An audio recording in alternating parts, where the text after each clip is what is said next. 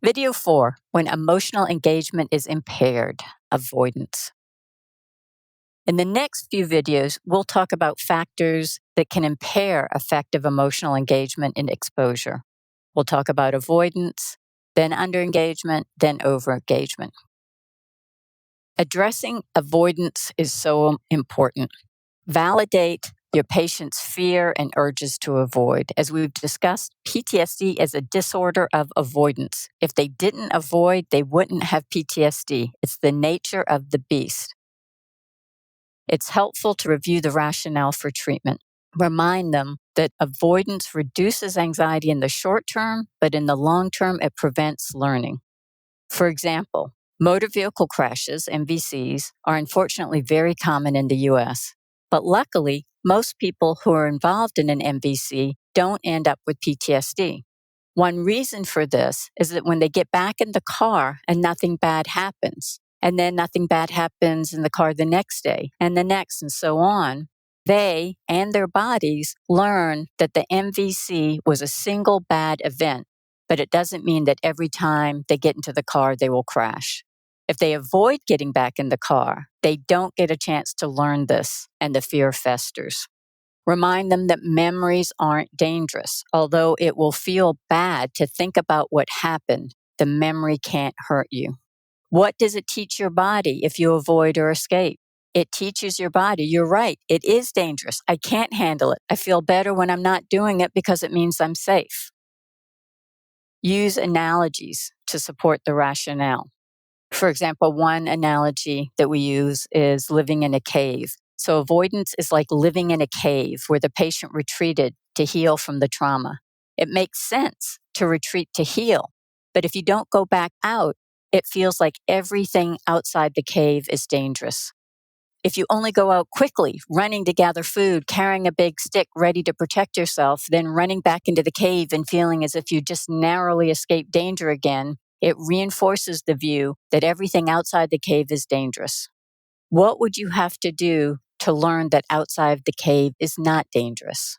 Maybe sit at the entrance to the cave for an hour, long enough to observe that nothing bad happens and for the anxiety to decrease. Then every day to venture a little farther away from the cave, always staying out long enough to really see that there is no danger, not feeling relief or safety when you come back to the cave. Review the reasons that the patient sought treatment for PTSD. Ask them to list some of these reasons. If they leave out important ones, you can use motivational interviewing techniques to get them to list some more, or you can remind them with a nudge. For example, what would your wife say if she were here? How do PTSD symptoms interfere with your life satisfaction? How do you wish you could take your life back from PTSD? Review the progress that your patient's already made. This is particularly why it's so important to carefully construct the in vivo exposure hierarchy and pick items for homework that they're likely to complete successfully.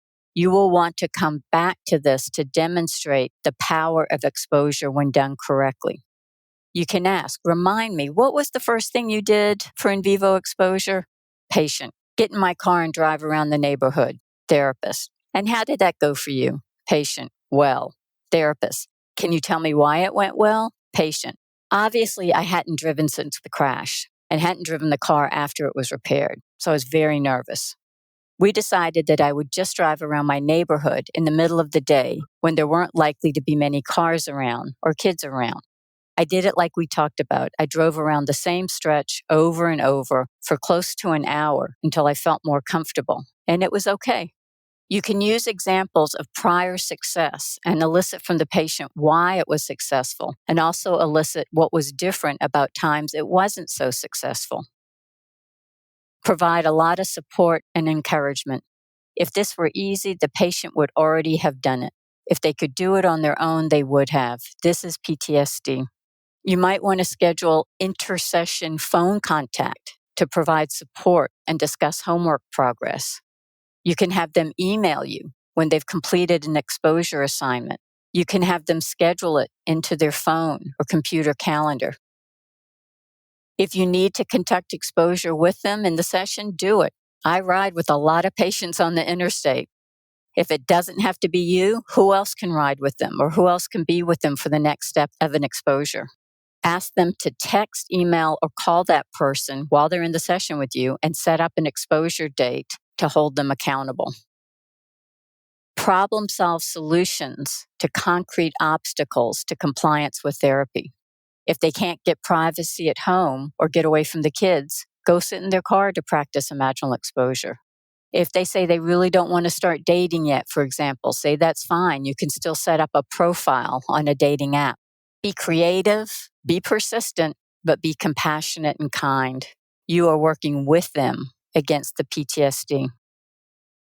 It's going to be important to maintain the focus on PTSD. If the initial assessment determined PTSD to be primary, maintain the focus on PTSD with periodic reassessment of other problem areas. Comorbidity of other psychiatric disorders with chronic PTSD is high. Patients with chronic PTSD often face multiple life stressors. Crises during treatment are common.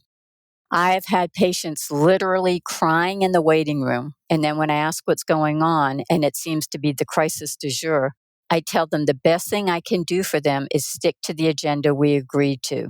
And then I do. And after, when I asked the patient how she felt, it was almost always better.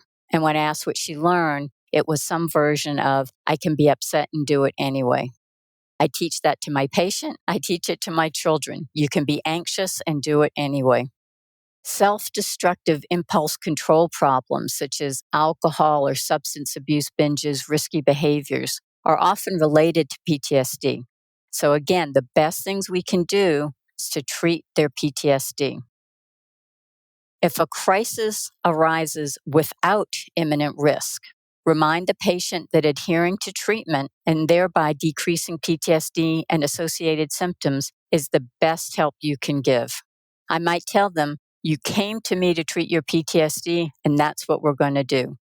These other problems will be easier to handle when your PTSD is interfering less. I've even gotten a little more forceful if I think it's appropriate, and I've told patients, not on my watch. You came to me for help, and I take that responsibility seriously. So I'm going to help the best way I know how, and that's by treating your PTSD. Clearly state support for the patient's desire to recover from PTSD. Applaud healthy coping and homework effort. If appropriate, externalize crises as related to PTSD. Predict that these situations will improve as their PTSD improves. The overall aim is to provide emotional support through the crisis, yet keeping PTSD as the major focus of treatment. I tell people very directly when I know they have stressful lives that I will help them maintain a focus on their PTSD. Keep in mind that CBT interventions such as prolonged exposure, SIT, stress inoculation training, CPT, cognitive processing therapy, cognitive therapy, all of these CBT interventions for PTSD also reduce depression, anxiety, anger, and guilt. CBT seems to have broad effects on negative emotions beyond those targeted by the treatment. When we reduce their PTSD and depression, it often helps other problems, such as substance misuse or abuse. Key points from this video: that PTSD is a disorder of avoidance. Remind them avoidance reduces anxiety in the short term, but in the long term, it prevents learning. Be creative, be persistent, but be compassionate and kind. You're working with them against the PTSD. Maintain the focus on PTSD. Teach them you can be anxious and do it anyway.